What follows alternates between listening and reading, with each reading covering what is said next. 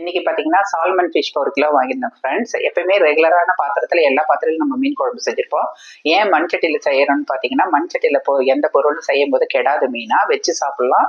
அதே மாதிரி செய்யும் போது சுவையும் கூடுதலா இருக்கும், நல்ல சத்து ஃப்ரெண்ட்ஸ். அந்த மாதிரி டிஃப்ரெண்ட் பாத்திரத்துல நம்ம செய்யும் போது அதனுடைய பாத்திரத்துடைய தன்மையும் அதுல கலந்து நம்மளுக்கு நல்ல பொருளும் நல்ல சூப்பரான டேஸ்டாவும் வரும். செய்யற குழம்பு பாத்தீங்கன்னா கெடவும் கெடாது. அதனாலதான் மண் சட்டியில நம்ம செய்யறோம். இந்த கருத்து பிடிச்சிருந்தா Revathi Saravanas world technique support பண்ணுங்க. இந்த மாதிரி மீன் குழம்பு செய்யுங்க. பாருங்க, மீன் குழம்பு இந்த மாதிரி தான் ஸ்லோ குக்ல செய்யும் போது உங்களுக்கு உடையாம வரும். நல்ல குழம்பு நல்ல டேஸ்டா இருக்கும். மண்சட்டியில் செய்யும் போது உங்களுக்கு கூடுதல் சுவையா இருக்கும். நம்ம பாரம்பரிய சுவையில ஒரு மீன் குழம்பு சாப்பிடணும்னா நான் சொன்ன மெத்தட்ல நீங்க செஞ்சு பாருங்க. கண்டிப்பா உங்களுக்கு ரொம்ப பிடிக்கும். செஞ்சு பார்த்துட்டு எப்படி இருக்கு கமெண்ட்ஸ் அண்ட் ஃபீட்பேக்ஸ் தெரிவிங்க. பிடிச்சிருந்தா ரேவதி சரவணாஸ் வேர்ல்டு சேனலுக்கு சப்போர்ட் பண்ணுங்க, சப்ஸ்கிரைப் பண்ணுங்க, லைக் பண்ணுங்க, ஷேர் பண்ணுங்க, கமெண்ட்ஸ் பண்ணுங்க. இந்த நாள் எல்லாருக்கும் நல்ல நாளாக போயிட்டு மீண்டும் ஒரு அனதர் வீடியோ சந்திக்கிறேன். அதுல இருந்து உங்களுக்கு விடைபெறுவது ரேவதி சரவணன். தேங்க்யூ.